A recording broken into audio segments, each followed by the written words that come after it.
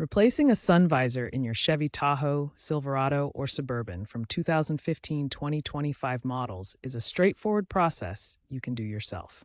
First, gently pull down the visor from its stored position against the ceiling. Next, locate the plastic caps that cover the mounting screws. There are usually 2 to 3 of these caps that need to be removed.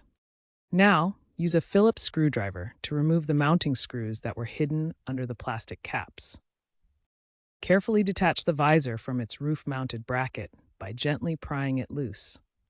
If your visor includes a vanity light, disconnect the electrical connector before fully removing it.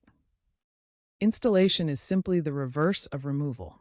Align the new visor with the bracket, secure the screws, and reconnect the vanity light wiring if present. Always test the vanity light to ensure it illuminates correctly after installation. Be gentle when prying to avoid damaging the headliner.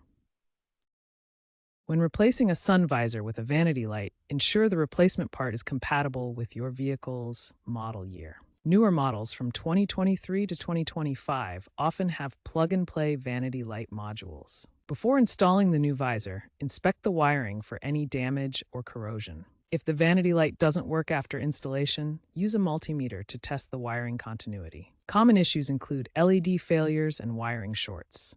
Aftermarket visors are available, but quality can vary, particularly with LED longevity. For electrical issues, consider professional help to avoid voiding warranties.